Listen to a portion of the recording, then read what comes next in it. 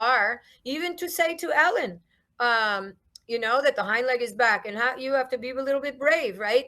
To say it to these professional trainers, or the walk pirouette gets stuck or something like that. It's just it changed my mind about how people can actually, in a positive way, sit on the sidelines and really vote for you, want you to do better, and tell you these things. But then if you have somebody really telling you how to do something that hasn't mastered that themselves, you might want to take the information and put it in a little box and make a decision later. Is that the gospel or not?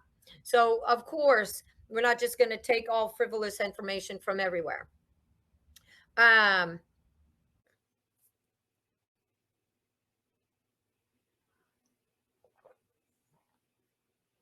okay, perfect. All right, well, if you guys want to share anything, let me know. Otherwise, we're going to get back to the levels of learning. And we did this a while back, and I thought maybe we could visit it at the next level up. So I kind of created these different things. Dressage is complex, and it is easy to get stuck doing the same thing over and over and not feeling like you are progressing. So how can you help yourself move forward faster?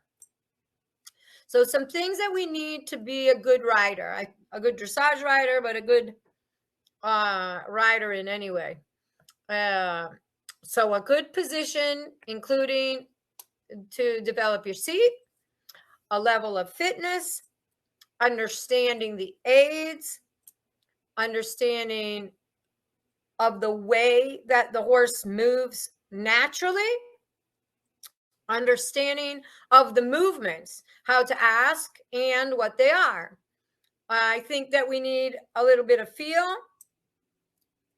a feeling of what's going on underneath us, an understanding of the horse. You have its present training level and how it accepts the aids. So I think this is really important, that we develop, and that takes a little while, a clear understanding of the horse that we are riding. If you don't ride the same horse every day, then you get a little bit better at analyzing what different horses. So you take lessons on different horses all the time. Then you would work on how quickly can I kind of analyze or ask questions, right, from the trainer. And if we ride a horse every day, we need to know where that horse is starting so that we can work together with it appropriately. And then the last one is someone on the ground that you trust.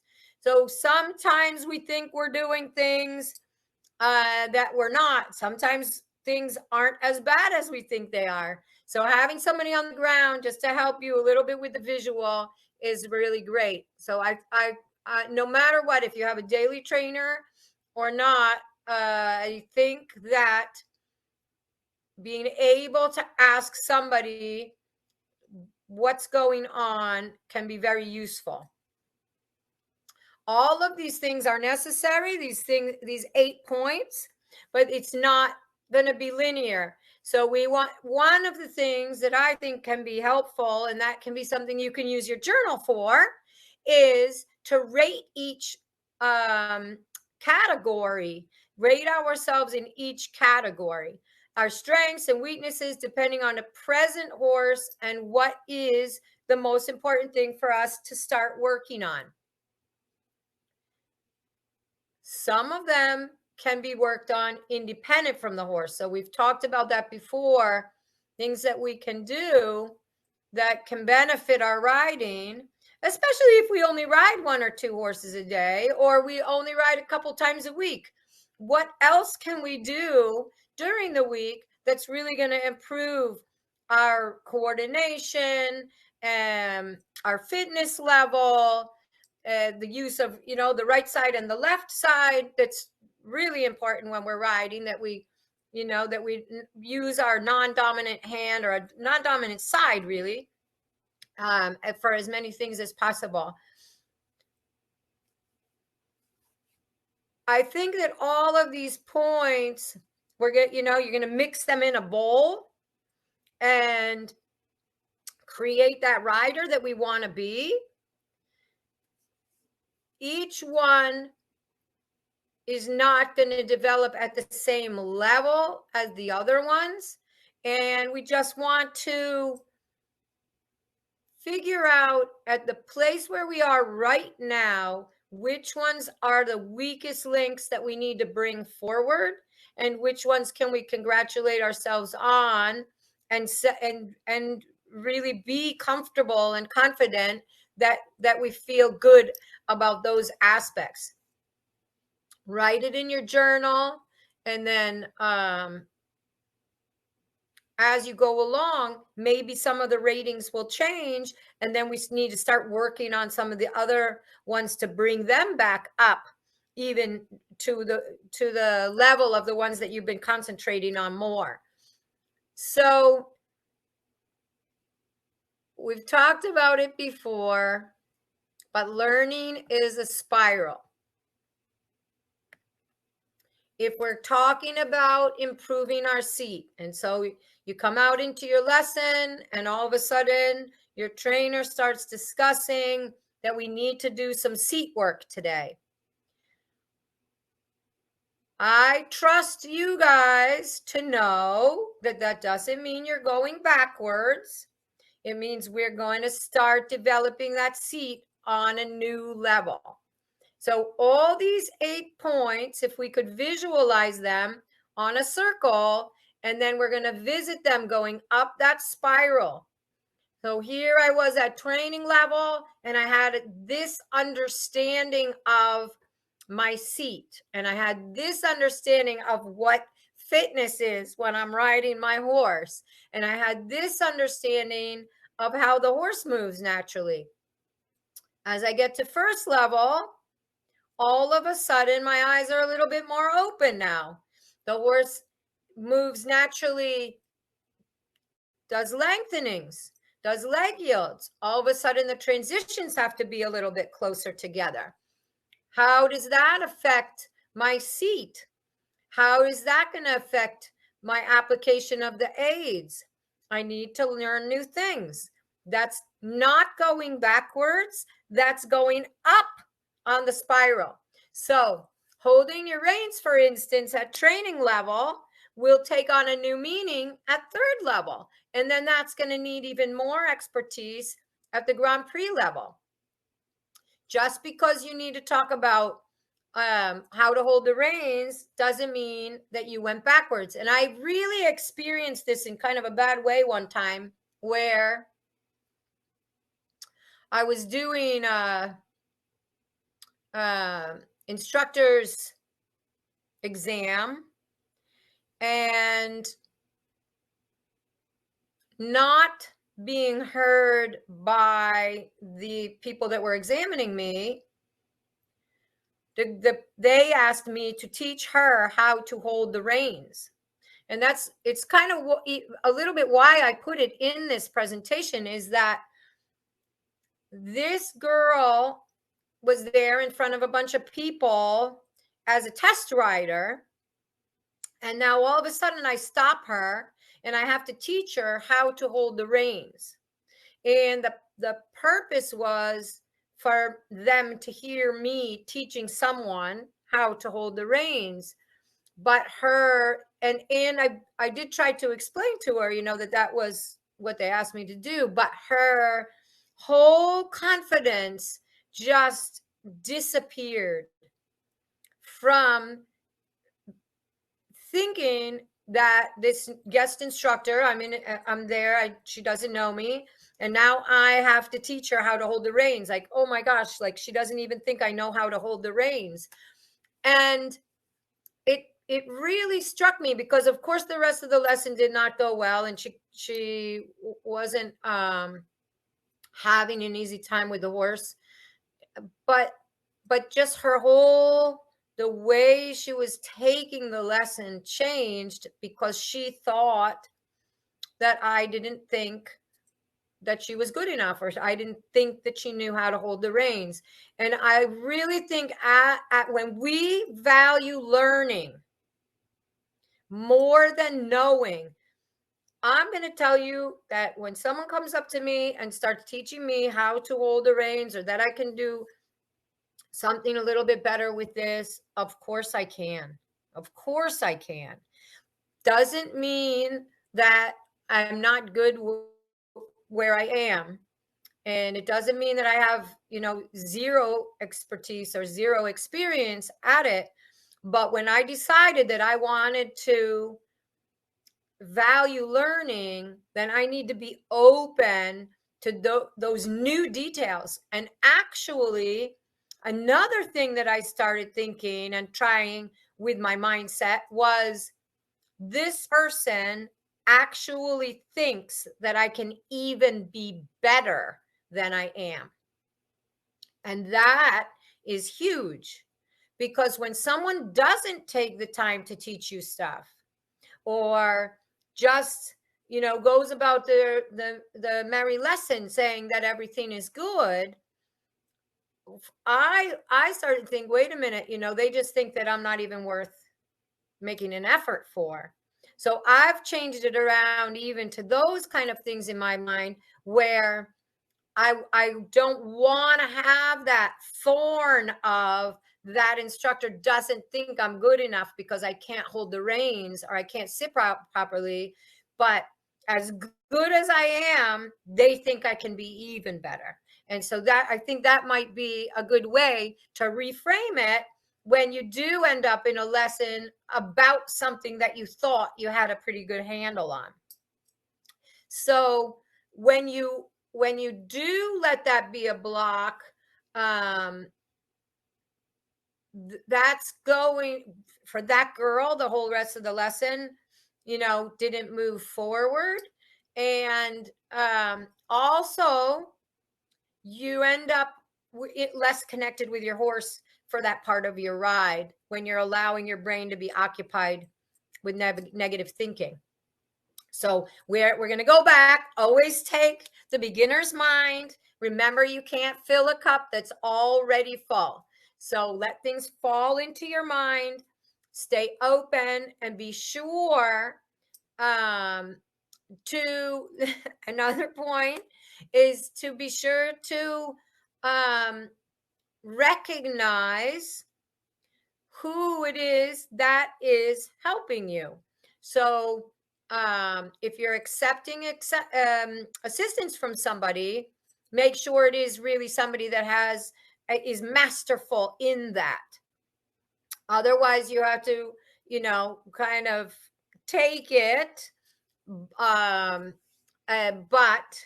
don't take it, as concrete information as you might from somebody who's already mastered that. Of course, it's always nice that people help us. When I was in Germany, the ladies that would come and ride, some of them older business ladies and things like that rented or boarded horses there, and they would come and watch. And in the beginning, they would sit on the sidelines and they would say things. And over here, it's not done very much, where and if it is done, it's not always with that positive influence. And these ladies were so sweet and so interested in everybody's riding and everybody improving. And they wouldn't tell you how to do things, but if you made a halt and one hind leg was back, they would always, say it. Why? Because what do we need to be doing? Leaning over and looking? That's very disturbing to the horse, right? But if you come into a halt and there's somebody sitting right there and just says, right hind, isn't that nice? Then you can fix it. You don't have to do anything. And then the fact that they were watching us, with such concentration and interest. A little more angled in the shoulder in, or, something like that. Is the tempo is a little bit fast. And in the beginning, I was really shocked by this. And by the time I left, of course, my mindset improved a lot. And I really appreciated everything that they said. And instead of being like, well, who do they think they are? Even to say to Ellen, that the hind leg is back, and how you have to be a little bit brave, right? To say it to these professional trainers, or, the walk pirouette gets stuck or something like that. It's just, it changed my mind about how people can actually, in a positive way, sit on the sidelines and really vote for you, want you to do better, and tell you these things. But then if you have somebody really telling you how to do something that hasn't mastered that themselves, you might want to take the information and put it in a little box and make a decision later. Is that the gospel or not?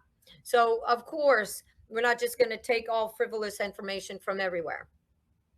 And you decide later if it benefits you or not.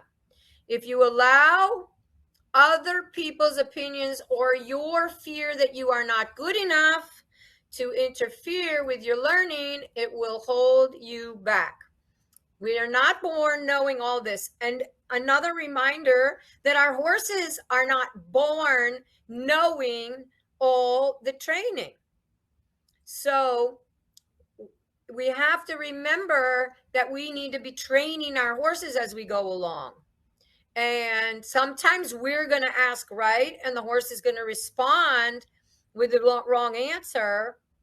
And there's nothing bad about that, but we need to train the horses so we can ride better too. So if we think that the horse knows everything, and if we just ride perfectly, that everything's going to work out perfectly, we are mistaken about that. Okay? The horses are not born knowing it. We train them, and we need to tune them up and retrain them and remind them on a daily basis.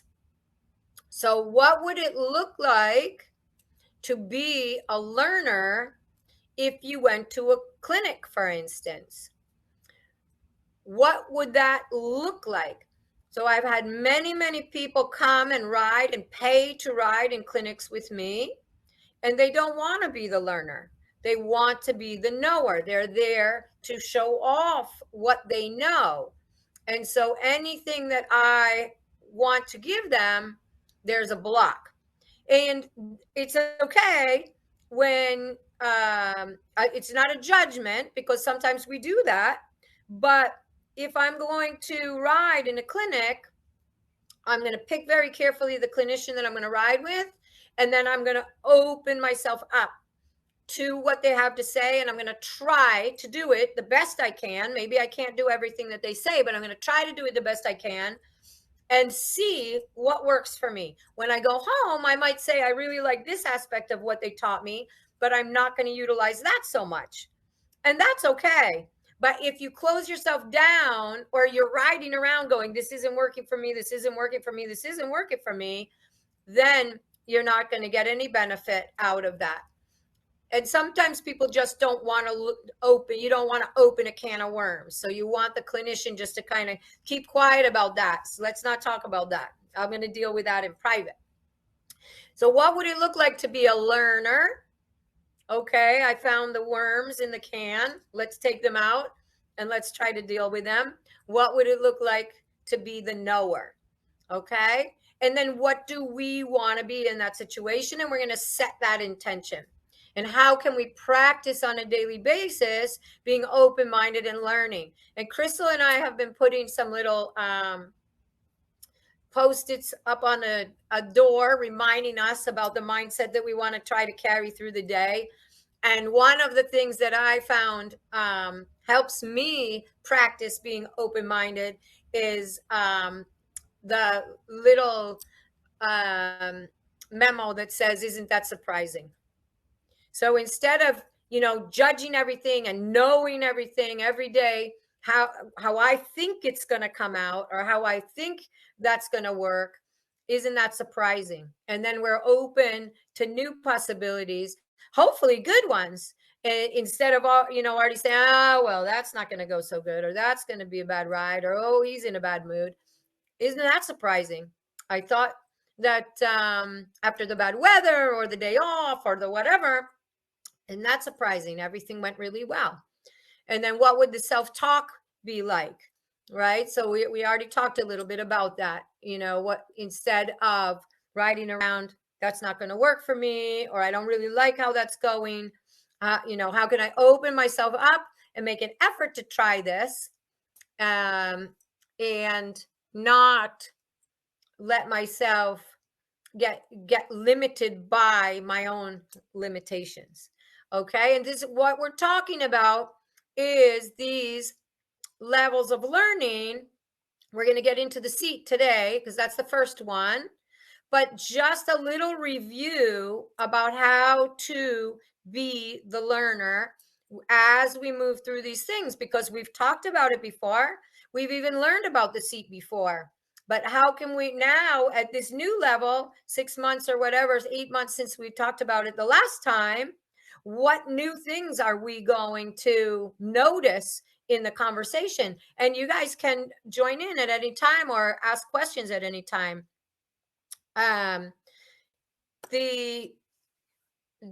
last thing about being the learner is not comparing ourselves to other people, not comparing our journey to anybody else's, and staying, really open to and confident, knowing that our experience is helping us to grow and to move forward. And what's the worst thing is to feel like, a year later or 2 years later that you feel that you're still in the same place dealing with the same problems, and that you haven't been able to move yourself forward. So even if sometimes it's painful or a little bit uncomfortable, knowing that you're growing and you're getting better should give you confidence. So one of the things that we've done in the past, and if you did really do it in the past and you still have access to it, is rating yourself on all 8 of those items, and then thinking a little bit about the weaker links and the ones that are better. And if you did it before, maybe compare. Is it the same? Are there places where you feel that you've improved? Put it in your journal. And if you want to talk about it next week, I'm always happy to do that. And then a little bit, this also says, so for homework, consider grading yourself on each of the 8 items, which seem to be strong points, and then which are the weaker links. For the next weeks, we will talk about the progression of each item. So today we're going to start with the seat. It might be helpful to jot down some ideas in your journal about how you want to grow each subject. So if you're looking at all 8 points, what would be some tactics for making improvements? And then record what it looks like as you increase your proficiency. So what does that look like in your riding and your training? And then why is that important to you? Because always having that why behind that extra effort that you're going to make is going to help push you through when it feels uncomfortable. And of course, when you get yourself a little bit out of your comfort zone, you are going to get better, but you're also going to feel bad at times, or less fluent, right? Why can't I find my other presentation? Here we go. All right, sorry about that. So when you're growing and you're pushing yourself, if we're talking about our seat, talking about the application of the aids, you're trying to do something with more refined, or you're trying to do, so for instance, I'm fluent with the half pass, but I'm not very fluent with the zigzag. That pushes me out of my comfort zone to start working on that zigzag. It's not going to feel like everything is working perfectly, but that's the next step. And in order to grow into the next level, I need to work at that a little bit. I need to practice. So we put ourselves under a little pressure to improve, but we need to feel not like we are not good riders, not like we are not as good as we were yesterday, but instead, like we're making that next step. We're tackling a new movement or the next level of proficiency. We're tackling that, and it's going to feel difficult, but that doesn't mean that you're not doing a great job. And for sure, it doesn't mean that you are getting worse. Sometimes it's difficult, but you are improving because you are pushing yourself to get better. So we're going to talk about the seat. And again, we have talked about this a little bit, but I think that revisiting it, it's going to make you think a little bit differently. And if anybody has any questions, I really want you to either put yourself on so that you can talk or write in the chat box. But please feel free to ask questions, because the seat and where everybody is in their fluency with the seat, things that are a little bit difficult for you right now, things that are easier, everybody is in a different spot. And so these things might make more or less sense to you. All right, I have some pictures too. Good. All right, so dressage seat is the basic seat where you're sitting on the horse's back. A light seat is going to be like a forward seat where the weight is placed off of the back. So you're keeping your center still over the center of gravity of the horse, but you're not sitting deep into the saddle. And then the raising seat, of course, is when you're sitting right up completely up off the horse's back. Systematic training is required for the rider to be able to harmonize exactly in whichever seat he or she is using with the pace and changes in the center of gravity. So we need to create from our beginning learning and balance through to how proficient we want to become, where we are now, where we want to keep going to. Need to do that in a systematic way. A lot of times we want everything all at one time, and it just doesn't work that way. So you've got to think about when you start riding, what's the most important thing? And as you gain the confidence with the balance, then we start to adjust and we start to learn what parts of our body need to be working and what ones can be loose. In the beginning, when you first start riding, everything is going to be a little tight because falling off is not what you want to do. That's the most important thing. And of course, when you start to get better balance, then you start to realize that your legs can relax a little bit around the horse. You can feel your stirrups. You can feel your joints. So it takes a systematic approach. I think as riders, we need to understand that systematic approach and then stay in contact and honesty with our trainers about where we are, because sometimes things don't look exactly how they are from the ground. And if you are surviving things, or if you are holding on in certain places in your body, but your trainer can't see it, that doesn't mean it's okay. So as we go through this today, hopefully that will help you to understand how to create more honesty in your riding, and then maybe have those conversations, if you ever need to, with your trainer about how to get to the next level from where you are. But we can't do it all at one time. We need to go through that systematic training, that step by step. And sometimes we're going to get to a certain place and we're going to think, well, I should be better at that. I should be better able to do that. And so everything should be fine.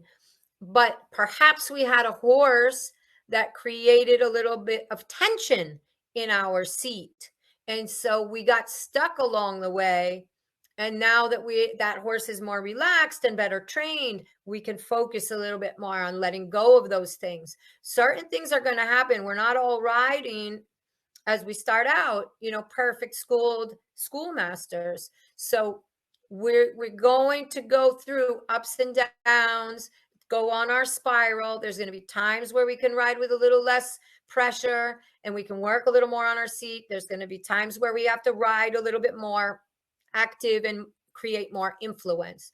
So exercises are going to play an important part in developing a necessary balance and fitness. Now, exercises can help you with it, with the inside and the outside, making sure that you're sitting on the correct seat bone, that your inside leg is forward, outside leg is back, and then changing that. These kind of exercises can be very, very helpful. And the other point that's very important before we look at the pictures is, in America, many trainers are mistaken to talk about the 3 points of the seat being the seat bones and the pubic bone. And when they talk about a 3-point seat in Europe, they're talking about the tailbone and your upper legs. Okay, so your butt is relaxed, and then the thighs are lying on the saddle. In the butt and the 2 thighs are the 3 points. Okay, your tailbone a little bit under, and the butt and the 2 thighs. So you're not going to think about sitting on the pubic bone. You want that to be just a little bit tipped up, your lower back to be supple and swinging with the horse, and then able to be tightened by your core when you want to make your half halt. And if you're thinking about sitting on your pubic bone on purpose, that's going to make your hips very tight. So suppleness, not tension, is required to engage other muscles such as the core and the back to keep balance and integrity. The soft thigh will allow the knee to come slightly in and rest on the saddle.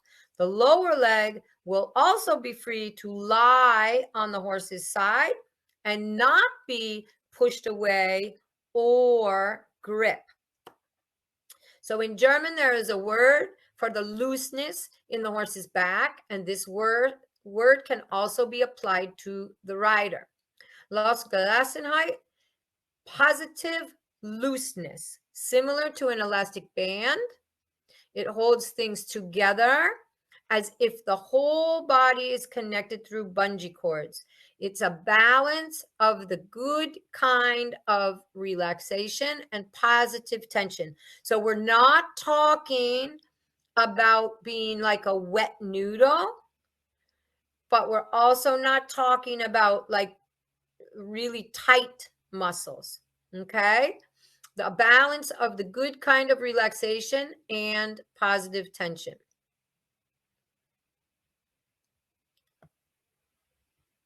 The rider's seat is supple and free from tension is the first step in building the positive tension they talk about. The ability to let go creates the awareness of the parts of the body that need to engage. So if we're talking about posture, sometimes riding with stirrups that are too long can cause the rider to tighten the thighs for balance. This can result in a fork seat or a seat where the rider is not sitting on the back of the horse, receiving the motion, but instead is repelling the motion backwards. Riding with stirrups too short can result in a chair seat where the legs get ahead of the rider, and in some cases promote the rider to hang on the reins. So if we go to our little posture here, so we see our nice balance. When we're riding, we want to think about that line, and it's going to go from our ear through our shoulder, through our hip, to our heel. Okay? And then, isn't that perfect? There's also going to be a line that goes from the elbow through the wrist to the bit. Okay?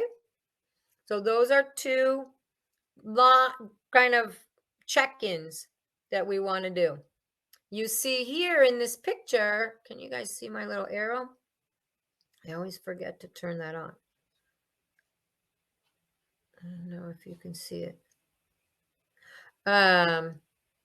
So you see in this picture how we can tuck our tailbone on purpose, okay?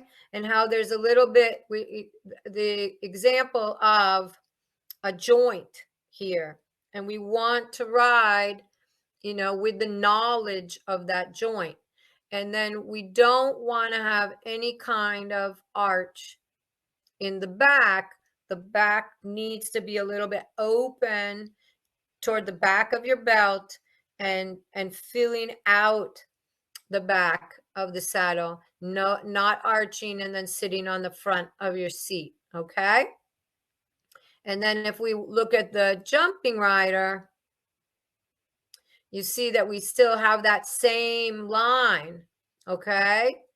And it's just that we rise the weight out of the saddle, but we're still sitting well over the center of gravity of the horse and keeping our center of gravity between our belly button and our lower back nicely over the stirrups, okay? You guys let me know if you have any questions. So there, now you get the line also, elbow through the fist to the bit, okay? And a little smile on the face. All right, so then if we talk a little bit more about, I think I go up.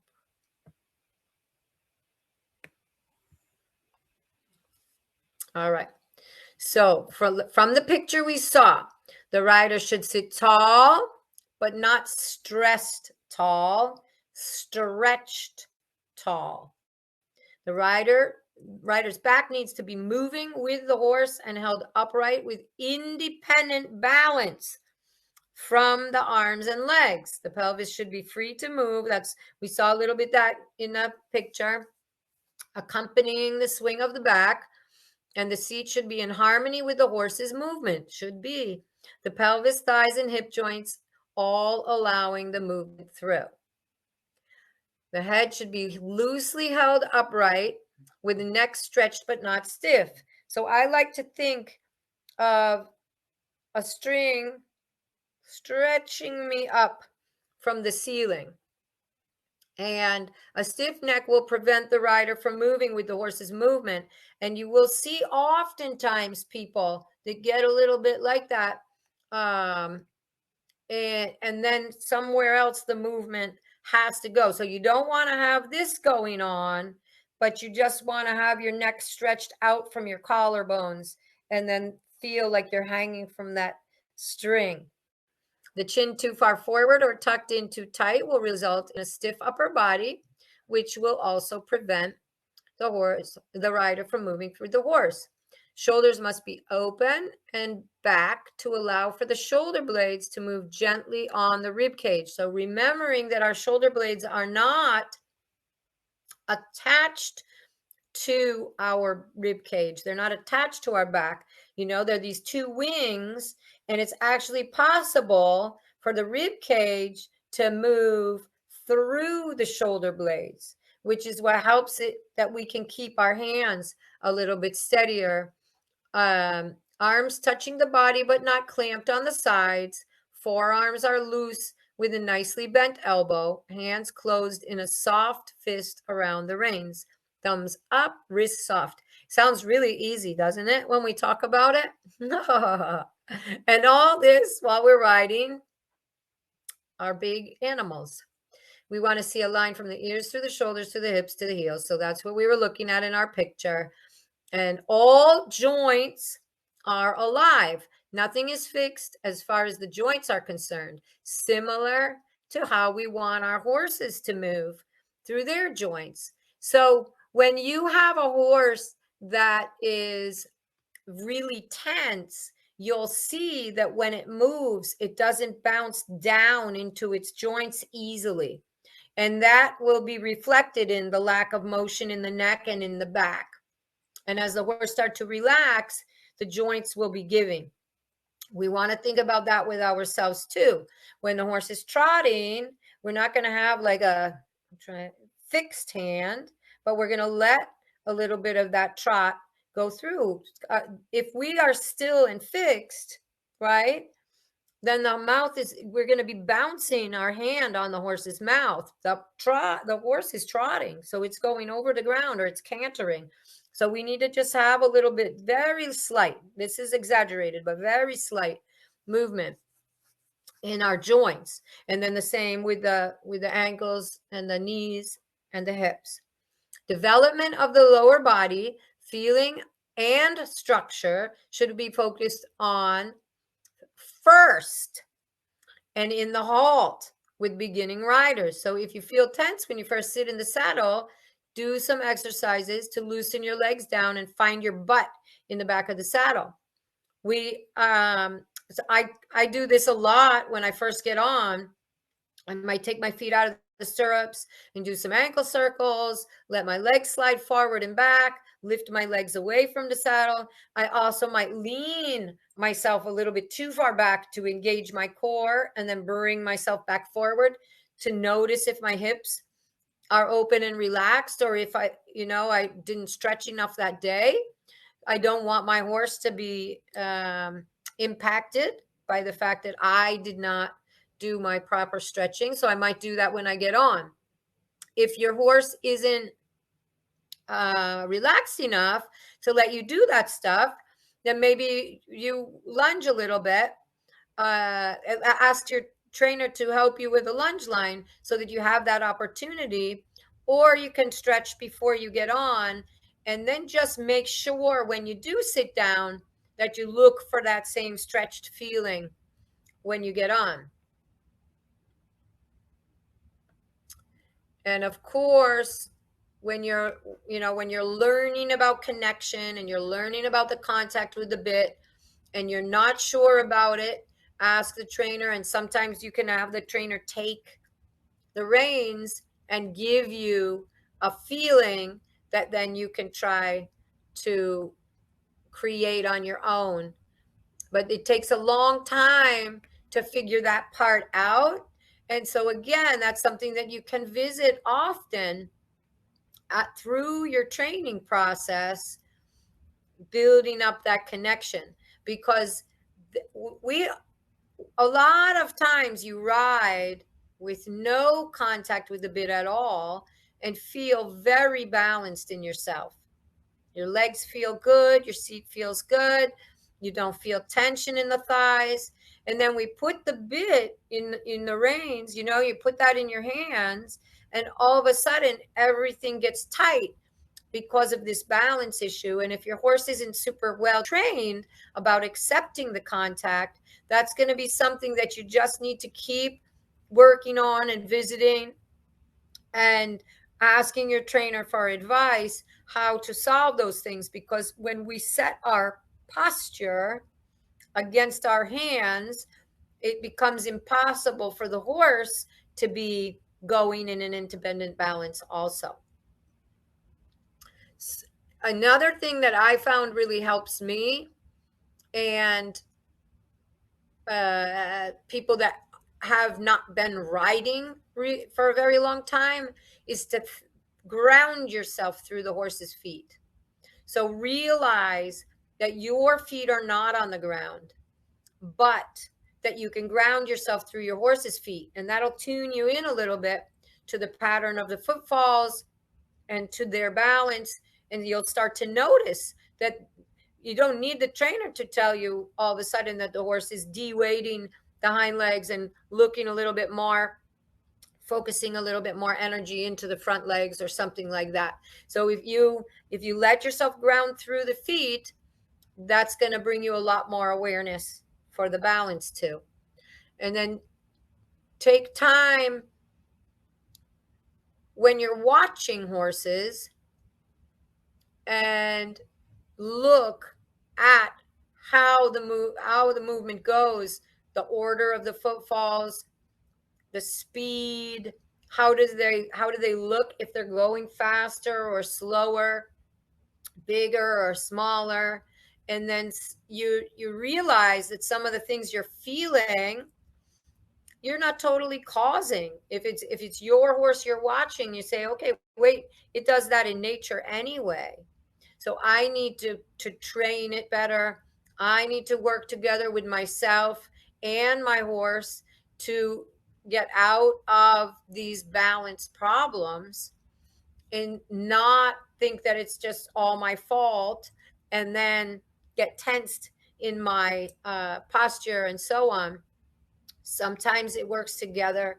You try to ride with a good seat, but your horse has certain habits or certain ways of carrying itself that we need to help strengthen other aspects of its body or get those parts loosened up so that you can influence your horse better and then have a better seat, right?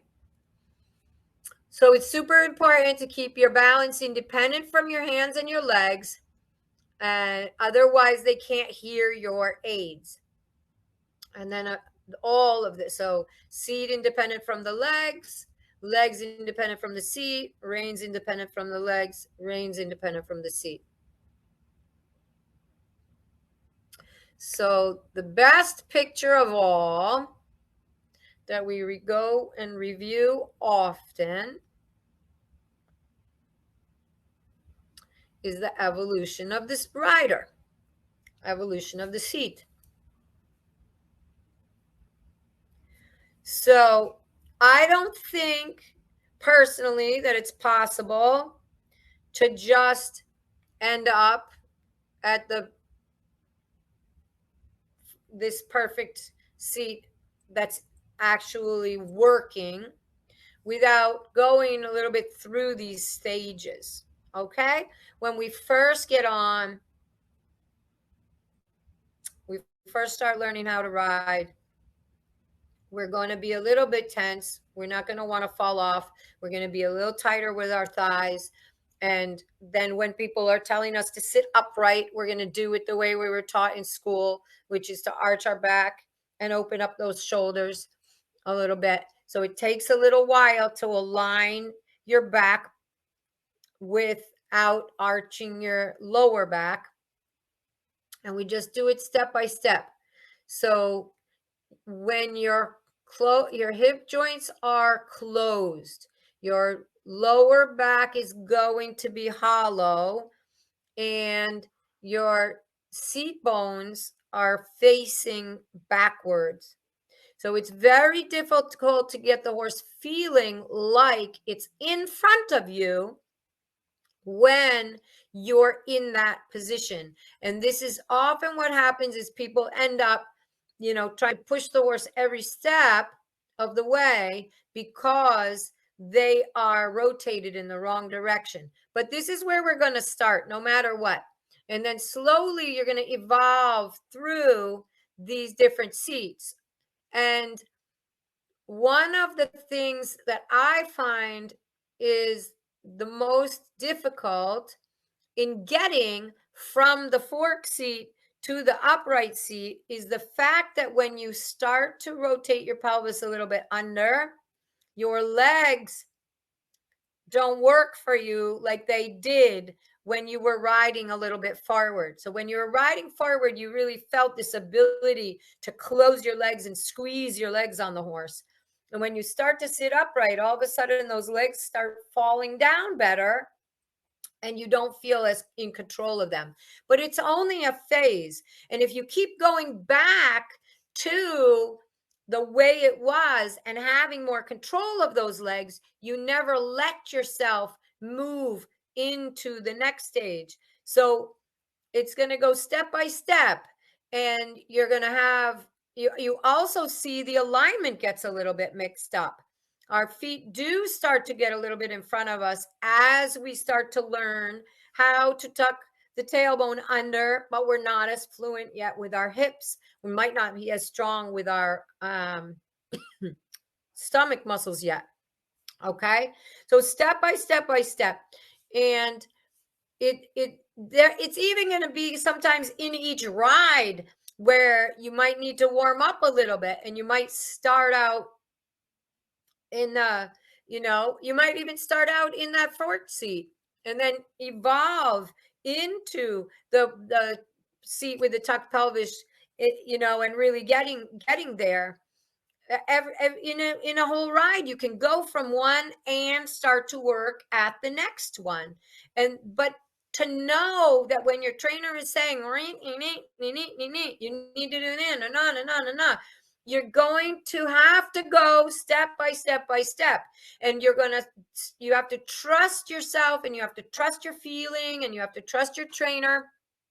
When the trainer is saying you got to let go of those legs a little bit, let your seat back down into the saddle, then figure out that way to apply the leg aids, that you're going to get it. You're going to get it. But we have to get uncomfortable to get comfortable in that new seat. And because we ride in this way every day with our legs in a certain position, our back in a certain way, our arms holding the reins in a certain way, that when we start to adjust that, it doesn't feel like flow. And so we might get in our head like, this isn't right, we're not doing it right. But if you keep this, and of course I'll send it to you, if you keep going back and seeing, wait a minute, this part is getting better, because this is getting better. Oh, I lost that a little bit. But now my seat is feeling much better. My legs are a little out of control.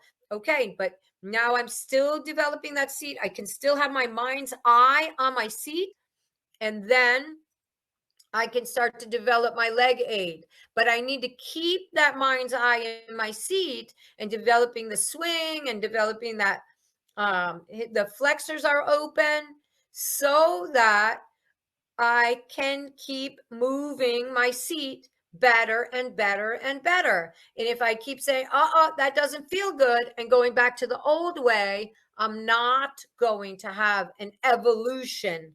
I'm going to stay in that stuck place. And then I'm going to get to certain movements, flying changes and things like that, where it's not going to work, because I'm not in a deep seat with a loose leg that can make a flying change aid, for instance.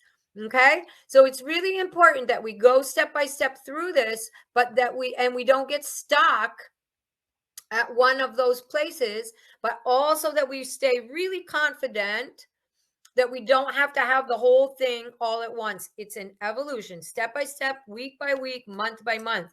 And write it down in the journal, those wins that you are having.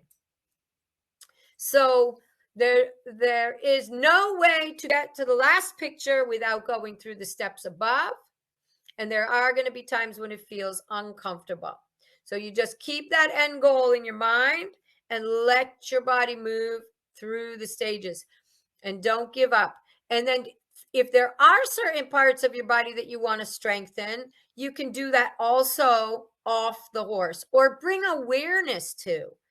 If are we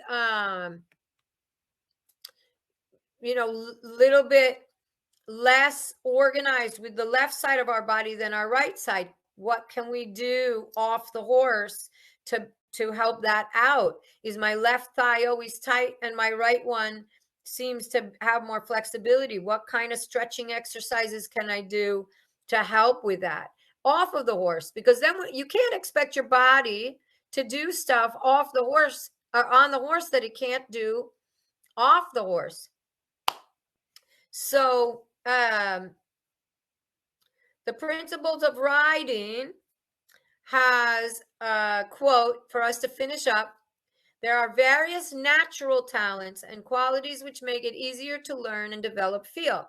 Certain qualities which are simply normal human characteristics are an advantage when combined with love and respect for horses. So this is not my quote, even though it is very much my quote.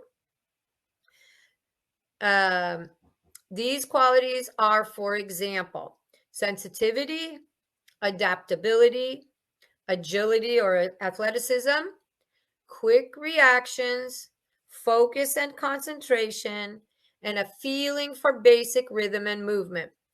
So I can say that I did not have a normal human characteristic of feeling for basic rhythm and movement. I did not have a natural seat at all. And although I have a lot of sensitivity, I think adaptability was coming very slowly for me, or what maybe flexibility, whether you're talking about in my body or in my mind. So these things can be learned. And if we keep our growth mindset, even if you don't feel that it comes 100% natural to you, keep growing in it, but use these as things that you want to develop in yourself to help your riding. If anybody has any questions, so be youthful in your approach. Connection is the key. And remember, anything is possible. That is our motto. And you guys ask questions if you have anything new. Every time